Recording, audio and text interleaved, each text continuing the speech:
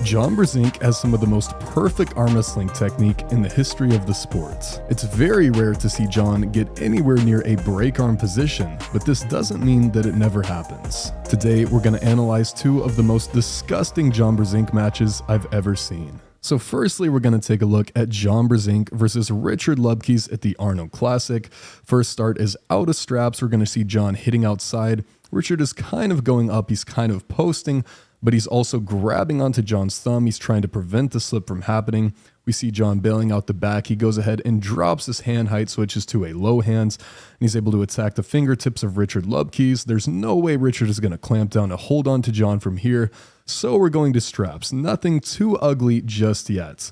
But this is where everything is going to change. We're going to go to the strap match. Now, inside of straps, John is going to change everything up. He's not going to be rolling out anymore, but we're going to see him shove forward, supinate, try to get the match into an arm-on-arm position. Now, right off the bat, we can already see how strong Richard's side pressure is, how strong his back pressure and rowing strength is, because he pulls John significantly outside of his shoulder. Ideally, John would have this supinated cupped position when setting this hook, but he would be much closer to his shoulder and he would have a much higher degree of cup. But Richard's back pressure is preventing this from happening, and Richard's pronation is preventing this from happening. So already, this is not the most ideal position for John, but he has so much rotational side pressure, he's able to get Richard onto his bicep, pull him to that side of the table. But Richard's pronation is clearly winning this battle. Richard's side pressure is just a little bit better, and overall you can see that his hand control is better. And Richard actually begins to climb. This is somewhat rare for Richard. Normally he isn't the most technical arm wrestler and doesn't make a ton of adjustments, but we actually see him start to climb and start to win more and more pronation. There's another climb right there. He gains a little bit of height onto Brzenk's thumb. He's now applying not only back pressure and side pressure, but up pressure as well. And he's going to start to go through that hand and go up and over the top of Brzenk. And at this point in the match, you can see that John's wrist is already flattened. A little while back, it was pretty bent. There was some degree of cup that John had access to right here in the beginning. But at this point in the match later on, after that climb especially, you can see that John's wrist is nearly flat. And it's not going to stop there. We see another climb from Richard, and at this point he's able to go ahead and crack the wrist back. It's not just flat, but it's a little bit back at this point. Richard is maintaining that back pressure, and from here, Brzenk is in one of the ugliest positions we've ever seen him in.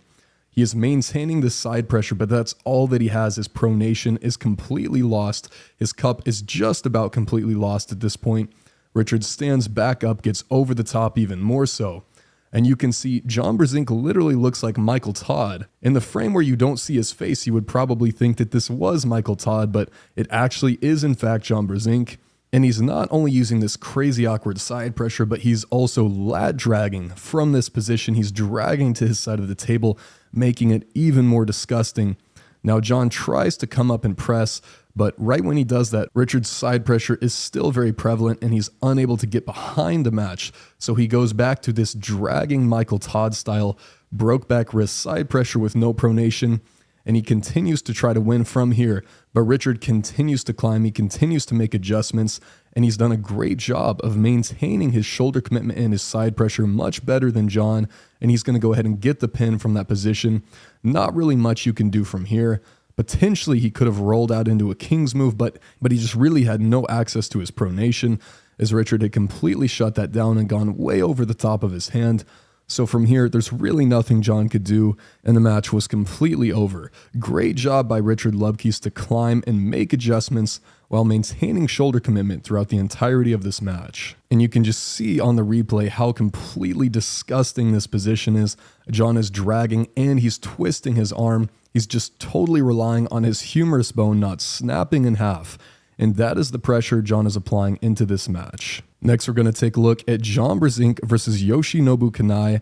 And this match actually starts off very similarly to the Richard Lubkes match. We see John hitting outside, he goes ahead and dumps that hand, and Yoshi is trying to hold on outside of straps, but this is a pointless endeavor. John is going to be able to get the straps, attacking those bottom two fingers. And now inside of straps, we're going to see a very similar start, but this time John is going outside. He's committed to that low hand top roll. Yoshi is posting over the top, and Brzenk is able to crack Yoshi's wrist back.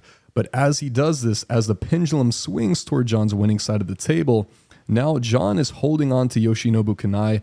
You can see that there is a tremendous amount of pressure going up into the fingertips of John Brzenk.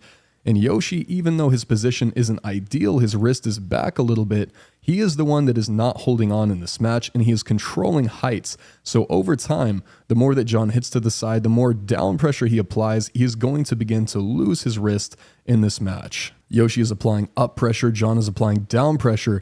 Yoshi makes a subtle adjustment here. He cracks back John's wrist, he goes up and over the top. And this is where John's position is going to start to get really, really ugly. Most people would concede the match at this point. John has completely lost his pronation, and really he has a terrible connection to Yoshi's arm here. He has somewhat of a chop, somewhat of a supination engaged side pressure through his pinky, but it's still not ideal, and Yoshi is going to be able to take that hand more and more so as this round goes on. John does not concede the match, and you can see him committing his shoulder even harder. Instead of allowing his arm to swing and go to a more safe position, he simply commits his shoulder to an even greater degree. And you can see how disgusting this pressure is. You can see the ref pleading with John Brzenk, asking him to turn his position and get out of this break arm position. John completely ignores him because he's John Brzenk, and he simply drives even harder straight down to the pin pad, isolating Yoshinobu Kanai's bicep and getting the win in this match. So there you have it, two of the most ugly John Brzenk matches I've ever seen, and I think that it's super cool that even though most of the time John doesn't need to go to a position like this because he's strong enough to simply win with perfect technique, if he needs to, if he's forced there, John is totally willing to break his arm and to go to his limit if it means that he has a chance to win the match. Pretty awesome. And one more honorable mention is going to be John Brzenk versus Leonidas at East versus West. This match certainly was very disgusting. I just can't quite review it just yet.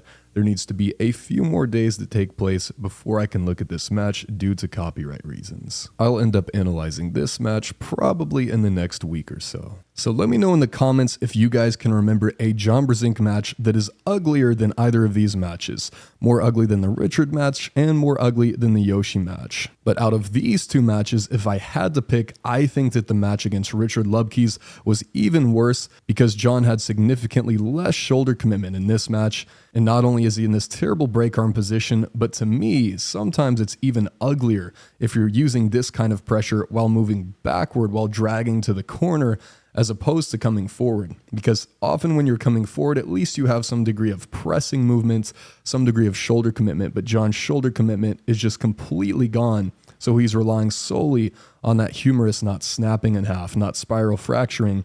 So to me, this match against Richard is even more disgusting, and I think it's pretty awesome that John was willing to go here just to get a win.